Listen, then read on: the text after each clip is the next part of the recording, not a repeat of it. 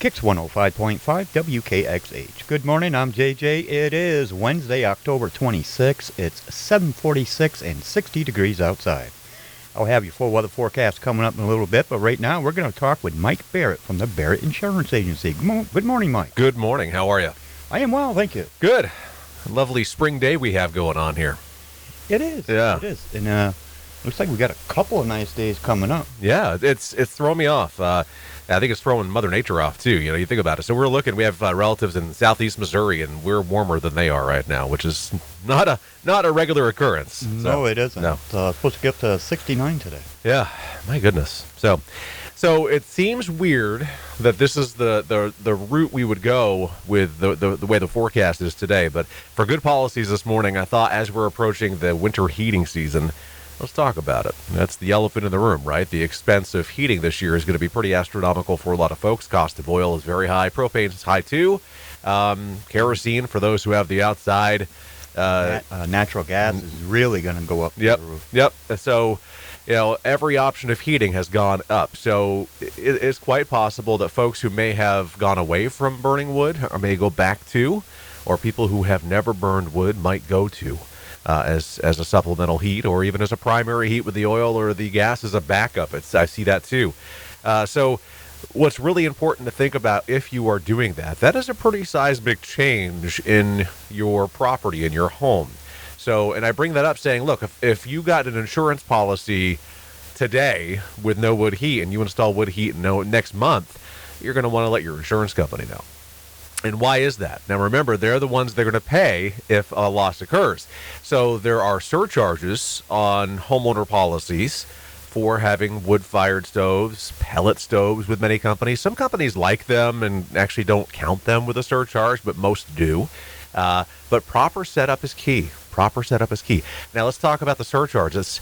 You hear surcharge and you go, oh, my God, what are they going to do? Charge me an arm and a leg? No, it's really not that bad. With most companies, it's like $25 to $50 a year as a wood-burning surcharge. Some companies are a lot different than that. I don't remember all of them because they are unique, but there would be a little bit of a charge there.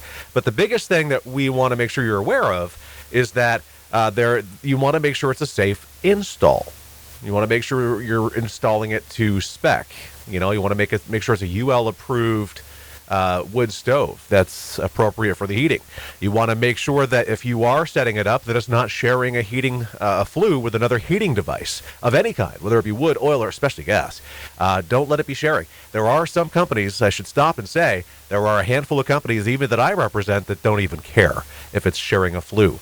Not recommended. In New Hampshire, I don't even think it's allowed. I think it's against the code. But something to be aware of, making sure it's a safe install, making sure you're in flue by yourself if you can, or if you think you have a company that will allow you to do otherwise, check with them. Make sure you've got, companies even want to make sure you have at least 3 screws as you have the vent coming out and going into the chimney. They want to make sure you have a proper pass-through with thimble. Want to make sure your chimney's clean and in good working order, which means you need to make sure your chimney has been cleaned and inspected by a company that does that, or inspect it yourself. You want to make sure there's no cracks in your chimney. Want to make sure you are preparing so that there's no unexpected chimney fire that could then become a structure fire because you have cracks in your chimney. So there's a lot of things to think about with that. And one other thing before I kind of hit a pause point is there are some companies out there, and I'm talking non-standard companies, and if you don't know what I'm talking about, you probably don't have a non-standard company, so you're probably good. A non-standard company, also called surplus. Some of those companies, if you have insurance with them, they'll have a wood exclusion on there if you haven't reported to them that you have a wood stove. So if you're going from not having one to having one, make sure you check on that. I'm talking about the Lloyd's of London type policies. The excess surplus lines policies that have that in there. Just check and make sure, because God forbid you switch to wood and you have one of those policies and you have a loss and the company says, well, we exclude that because we weren't aware that you had a wood burning device. It's very unique to those companies. Just be aware that it's something that you don't want to just do. You want to check on first. I did not know that. Yeah. Yeah, it's a biggie. Companies like outside wood boilers, those are nice as long as there's no wood inside. Some companies even give you a credit for that. Make sure you have the proper spark arresters on top of the outside wood boiler. because we have seen grass fires as a result of embers coming down that didn't go through a spark arrestor. So there's a lot of things with firing up wood that you want to be aware of. With pellet stoves, many companies didn't have an elevated concern. They actually quite liked the idea of a pellet stove back in the day. We've started to see that kind of simmer because there's, now that they've been around for a while, there's lost history about them. And so even if those aren't properly maintained, they can become very problematic and very costly. So it's all about being safe. And many companies have checklists. So I'm looking at in my head right now, and I've got at least 3 that are popping up in my mind here of companies that have a specific questionnaire that kind of goes through the process. They even have one that gives you a diagram of a baseline of what's recommended. 3-foot spacing if you don't have a fire shield, 18-inch spacing if you do have a fire shield, making sure you have a proper 18-inch fire protectant floor in front of whatever side you're feeding. So if you're front feeding or side feeding, make sure you have a fire protectant floor or a fire rated mat. You know, many times I've gone to properties where there's wood floors and I'm seeing singe marks. It's because when you're front feeding or side feeding, you know, you can't control everything that's happening. Sometimes embers come out. So, Oh, yes. so it's about being safe. I don't like wood stoves. You know, my wife hates them. You know, I asked her, I said, did you ever have a chimney fire or some kind of a trauma experience with a wood stove growing up? And no, nothing. So I don't know why she doesn't like them, but for that very reason, you know, the whole happy wife, happy life, we don't have wood heat. So, you know, it is what it is. She's happy with it, and I don't push the envelope because, you know, I'm not huge on wood, but when I start seeing the oil and the other prices going up, I become more liking to it. So I mean, I grew up with wood heat, so I liked the feel. You know? I wonder, again, speaking about prices rising, that now the oil and propane and natural gas, all that is going up. But wood price is not? Wood price is going up too, but I've talked to a number of folks who do firewood, and their prices are certainly not going up. And in fact, I actually talked to a couple. I'm like, I think you probably, you know, don't tell anybody I told you this, but you might not be increasing enough. Because they all think about it, they have gas costs associated with harvesting the wood. But yeah, you're seeing increases across the board. Pellet, everything has gone up. But when it comes to actual cost, I think the wood fire system is going to be the much lesser of the evils this season, as it more historically used to be. I've seen a lot of folks when the oil prices dropped years ago go away from wood heat, but I somewhat anticipate a return to that. So being prepared and knowing, you know, a safe install is so key here.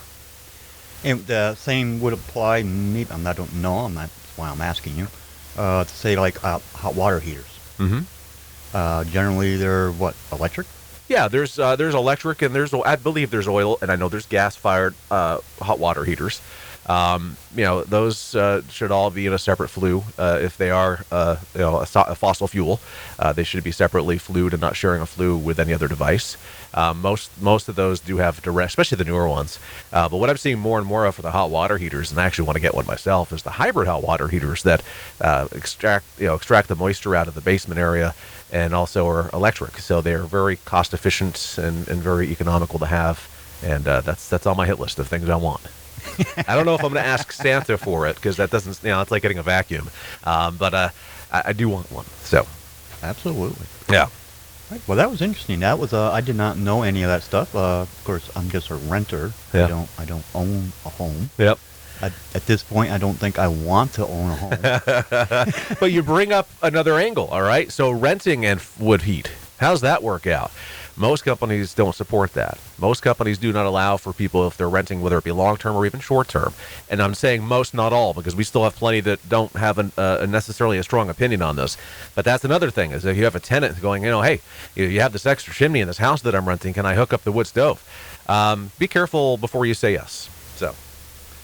All right, Mike. Well, thanks for coming in this morning and giving us that little bit of tidbit information to chew on. Happy to. And if somebody has any insurance questions for you, how can they reach out? Give us a call, 748-5224. Find us on Portland Street in St. Johnsbury, online, thebarrettagency.com, Google, Facebook, and YouTube.